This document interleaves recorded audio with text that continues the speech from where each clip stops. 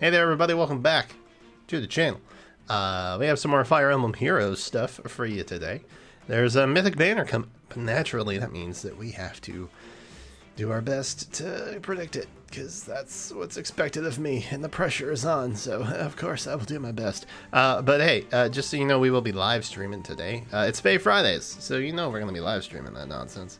A little bit later today on the channel, so subscribe, don't miss the notification, ring the freaking bell, and then you'll know when it's happening. So come on by, it'll be fun. We have cipher packs to open still. I finally sorted the majority of what we've opened over the last several months.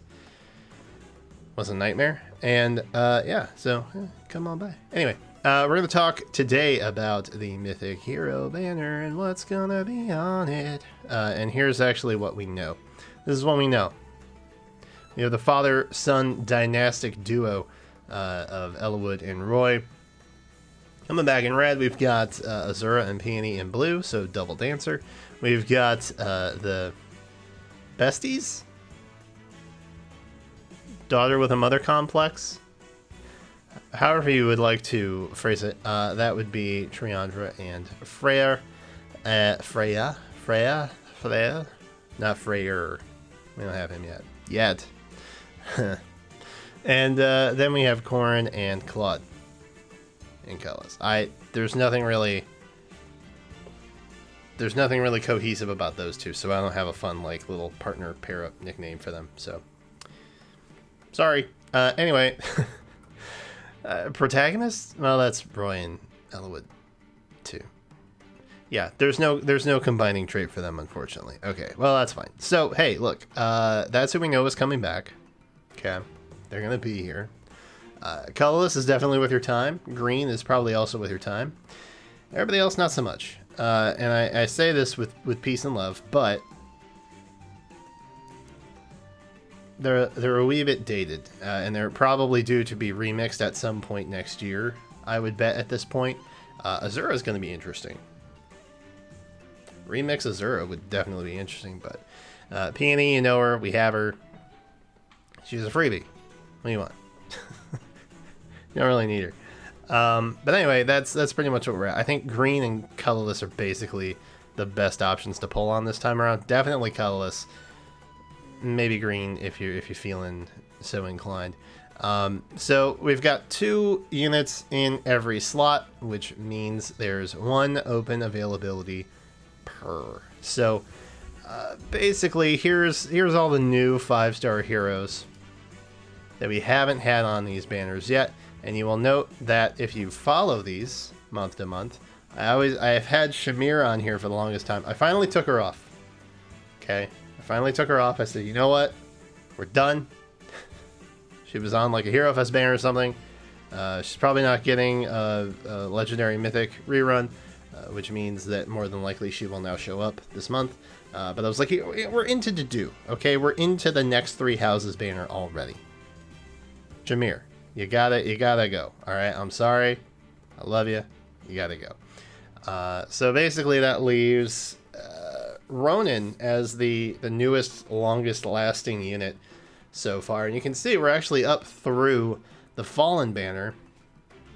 Blue, Blue specifically has so much backlog in its section that we can't even put Fallen Dimitri on here. I know. I mean, beyond that, like we can't even put Farina on here. Like there is such a massive amount of backlog in the blue section.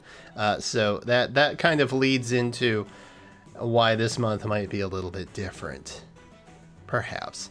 Because as you know, Faye likes to put a lot of OCs on banners lately, and for whatever reason, they all seem to be mythics, and I guess that's because they tend to be either antagonists or antagonist turned friend, or just story starter chapter friend to begin with, and no one's legendary anymore.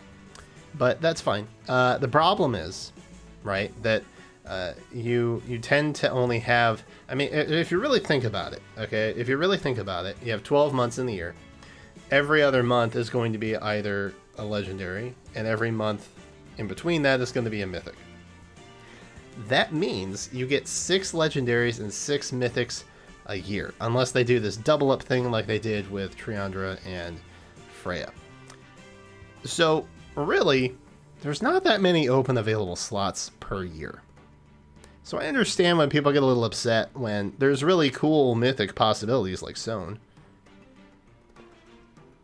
And then we get, you know, more OCs. They're very predictable, and we pretty much already know what they are because we've seen them on maps and things like that. So I get it. I understand. But the reason it's interesting this time is because the theoretical new Mythic Hero could be Not, or Note, however you'd like to pronounce it. I don't care. But she is blue. She has a lance, right? Blue is already so intensively stacked that I don't know. I don't know if they could do that, to be honest. And then there's the whole colorless issue. What are you gonna do with colorless? We're already into the Blazing Blade banner for her. We had Sarah before that, and then we had this random Eleonora pop up last month. Could get another rando this month. I don't think that's gonna happen, and I'll explain why in a minute. But everybody else is pretty well balanced. There's a little bit of lacking in colorless. There's a lot of excess in blue. So that leads me to believe that because these legendary and mythic units are likely planned out ahead of time, right? They probably put into place their version update for the year, you know, their whole number update. And then like, we're gonna add this, this, and this. Let's balance those modes with mythics and legendaries that we dropped this year. They have all of this planned out. Okay, they're not shooting willy-nilly at the game development. So if they have such a backlog in blue,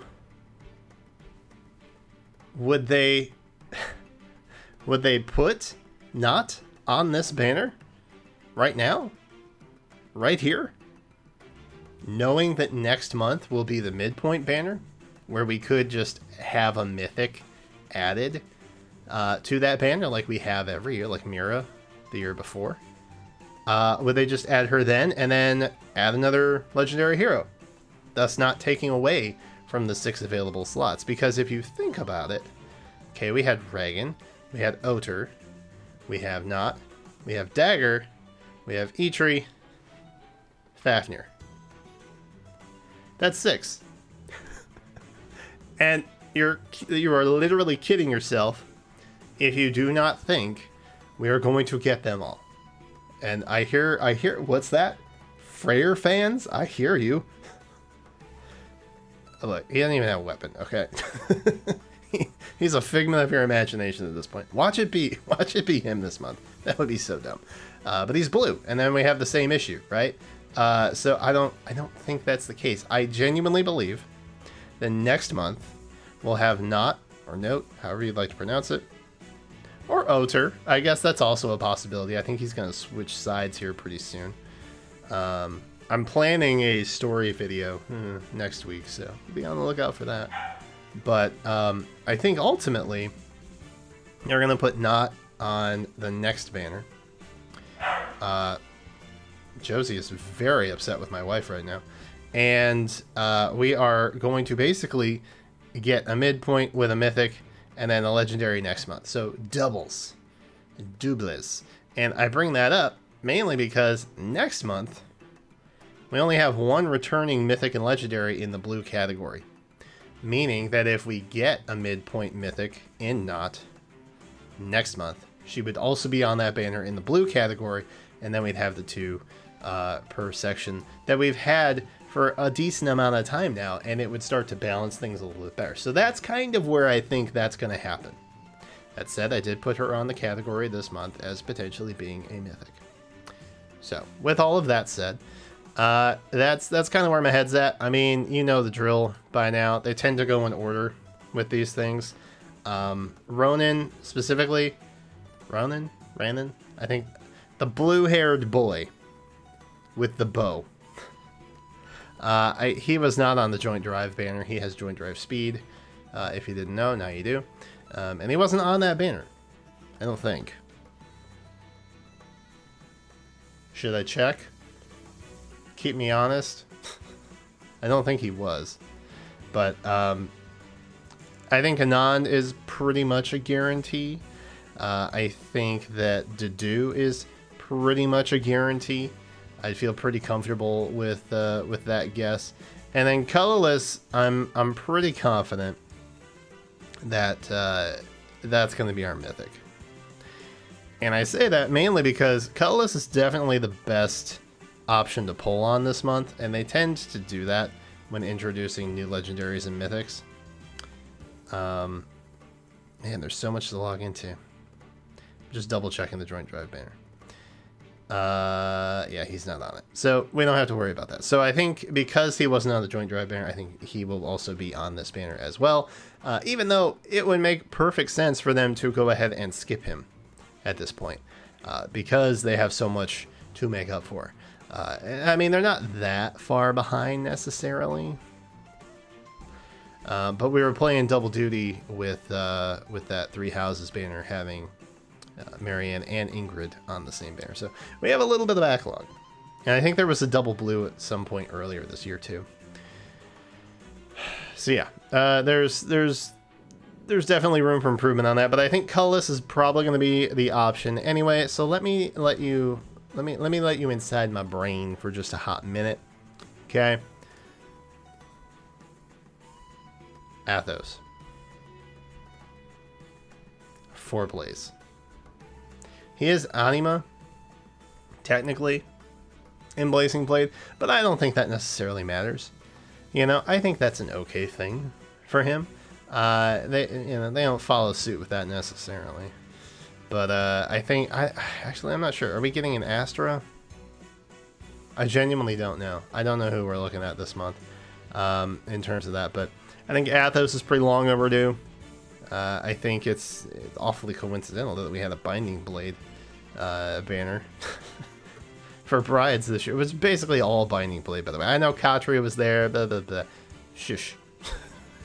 It was basically all Binding Blade. All right.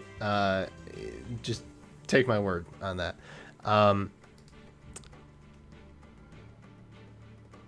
This gal. Ashera, I think, is probably a little likely to attack my orbs this month. And I say that because there hasn't been a whole lot I've been interested in, right? So we didn't get Falling Crom. The last several banners haven't been super appealing to me. IS is doing one of two things. They're going to hit me really hard with a mythic or legendary I want, either Ashura or Micaiah. Or they're going to give me Atelius Summer with Ike and Titania, and my world is just going to come crashing down before me. So those are two things that I think are likely going to happen, and so I am prepared. I see you, IS. I know what you're doing. So Ashera here, of course, is I'm never not going to pick Ashura. Same with Micaiah. I'm never not going to choose them as a mythic or a legendary. Then there's this guy, Gateau. I guess we're basically just looking at mages this time. It's Mythic Mage Month. So there's there's Gateau. He has pretty important role in the Marth games, if you're unfamiliar. But he has a specific tome that I have talked about before pretty regularly, discussing, who might be a good mythic, who might use a certain tome from within the game. And so I feel like this is a prime time to do so as well. And then, of course, there's not. IS is sometimes pretty absurd with the choices that they make. Okay? I appreciate that they can be a little bonkers with their thought process, but they're also a little predictable sometimes. And as much as I believe in what I told you about how they're going to introduce Not and how they're going to play out next month, I also believe that they'll do the wrong thing and just put her on this banner anyway. I do believe that. Not to mention that would also probably lessen the impact on the colorless spot, because it's probably going to be some other rando that we got, who is probably at least a year old by now. So the unit may not have aged well. It might not have great fodder. I don't want to see colorless diminished, is what I'm saying. So if they put the Mythic in colorless, I would hard pull on that banner. No regrets, because I don't have Claude. Corrin's pretty dope in terms of unit and fodder. And it's a beautiful thing. So my hope, honestly, is that we get either Athos or Shira. But I am expecting not.